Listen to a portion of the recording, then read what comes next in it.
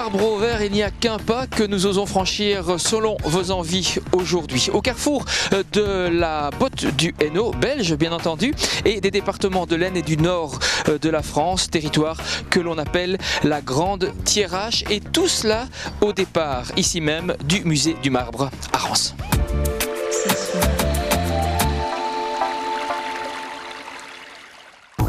Que l'on habite Reims, la région, ou que l'on soit simplement de passage, la question se pose. Pourquoi une rue de la Verrerie à Reims? Plus aucun vestige de cette ancienne industrie ne subsiste actuellement. Cependant, lorsque vous arrivez à Reims, en venant de Beaumont, vous accédez au village par la rue de la Verrerie. Grâce au registre d'état civil, on a pu retrouver à Reims des traces des différents métiers de cette ancienne industrie. Cette exposition est donc tout simplement le fruit de ces recherches pour ainsi faire revivre un peu du passé local. Une rencontre transfrontalière sur un thème transparent.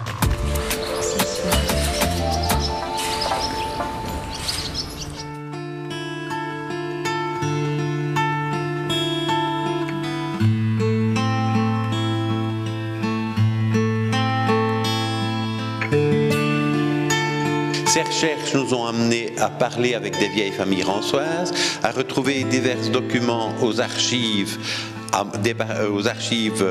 Mons. Et nous avons eu contact, puisque cette verrerie créée à Reims vient de Mondrepuis. Ce sont des verriers, maîtres verriers de Mondrepuis, qui se délocalisent début du 19e siècle à la recherche essentiellement des matières premières pour la verrerie et, dans le cas à cette période, du combustible qui est le bois et qui est abondant ici à Reims, puisque nous connaissons très bien toutes les forêts qui entourent le village de Reims.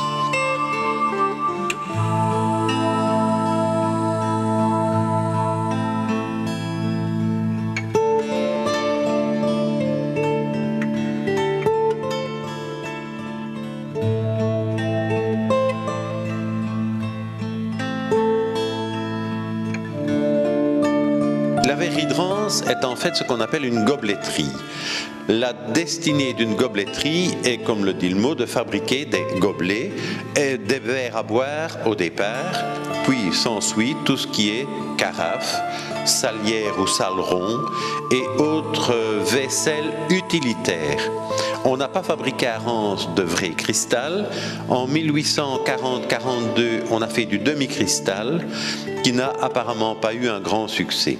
Et la verrerie de Reims est disparue en 1847 parce qu'elle ne s'est pas reconvertie au combustible charbon.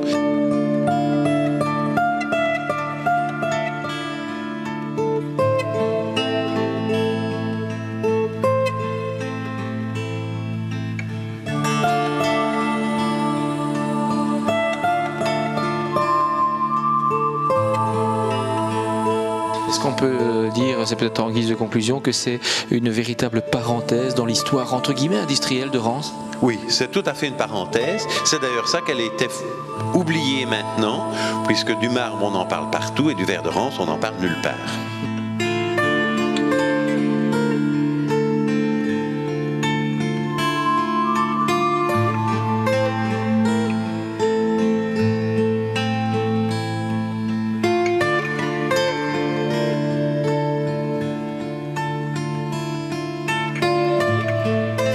L'historien local Georges Ducarme a, dans les années 1920-1940, fourni assez bien de verres de la verrerie de Reims, que ce soit au musée du verre à Charleroi, au musée de la vie wallonne à Liège, ainsi qu'au Grand Cursus à Liège.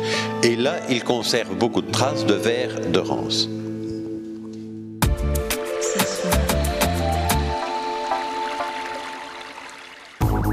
Venez donc découvrir la fabuleuse histoire du marbre dans un musée en perpétuelle évolution et aux nombreuses acquisitions. Géologie, paléontologie, histoire sociale, histoire des techniques, histoire de l'art, rien n'est oublié. Exposition marbrière, mais aussi exposition temporaire dans un musée récemment rénové.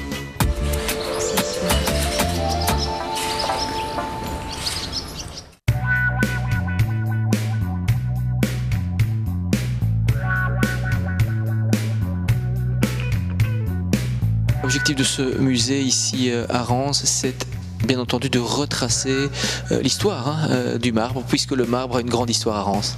Oui, c'est un petit peu notre objectif, c'est de retracer cette fabuleuse histoire du marbre, donc de sa formation, de son origine, puisque nous sommes ici dans la salle de géologie, jusqu'à son utilisation, bien son utilisation en matériaux de construction, mais aussi en décoration, cheminée, objets d'art, etc.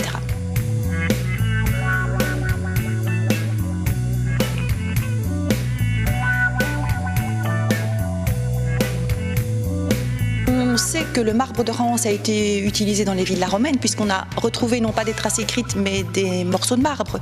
Mais les premières traces écrites datent du besognier de Reims de 1608, où on a une description assez importante d'une carrière en activité ici à Reims. Et puis à partir de ce moment-là, l'industrie évidemment au fil des ans et puis des siècles s'est véritablement développée. Tout à fait, c'est développé pour arriver, et c'est un petit peu dommage, à une fin en 1955 ici à Reims, où tout est fermé depuis. Et on peut dire que le musée du marbre est resté le seul témoignage de toute cette activité marbrière qui a duré quand même pendant plus de 2 siècles.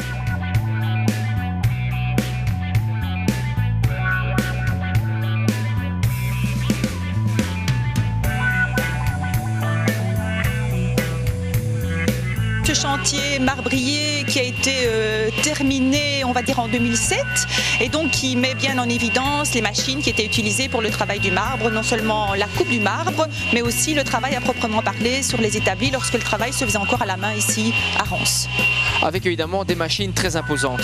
Des machines très imposantes qui évidemment faisaient énormément de bruit, mais c'était un travail qui était indispensable pour la finition et certainement la coupe des blocs de marbre. Alors, puisqu'on parle de bruit, on va se diriger évidemment vers une autre partie de l'atelier, parce que le visiteur a la possibilité de voir encore aujourd'hui comment on coupe le marbre. Oui, bien, nous avons la chance d'avoir un ouvrier qui est capable de réaliser des objets en marbre, et notamment des petits objets qu'on vend ici au musée. Donc Maxime coupe pour l'instant le marbre à la scie à eau. Et donc c'est un travail qu'il fait couramment ici au musée, et lorsque les visiteurs sont intéressés, ils peuvent demander une démonstration et même quelquefois participer au coupage.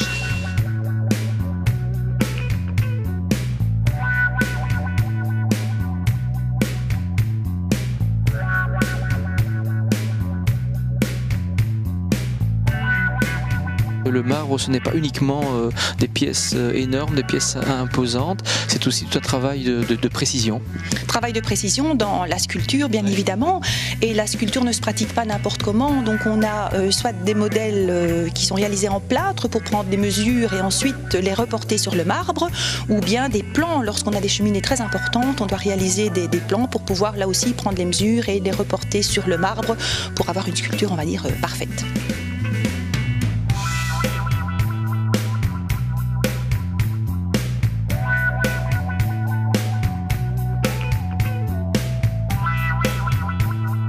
On regroupe ici dans cette salle l'industrie monumentale, puisque c'est comme ça qu'on l'appelle.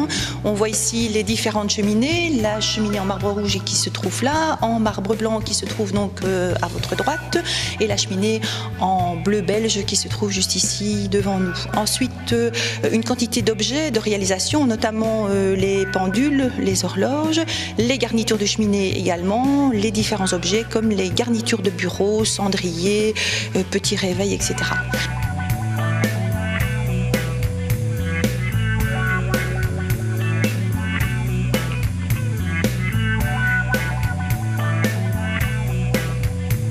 Le marbre n'est pas mort, puisque, on peut dire ça comme ça, les gens ont encore énormément dans leur grenier des objets en marbre, et de temps en temps nous avons la possibilité de faire quelques acquisitions. Notre dernière acquisition est un mortier en marbre rouge qui n'est pas de Reims, ce marbre-là, mais enfin c'est du marbre rouge belge, et donc cette dernière acquisition vient d'être réalisée par le musée il y a quelques jours.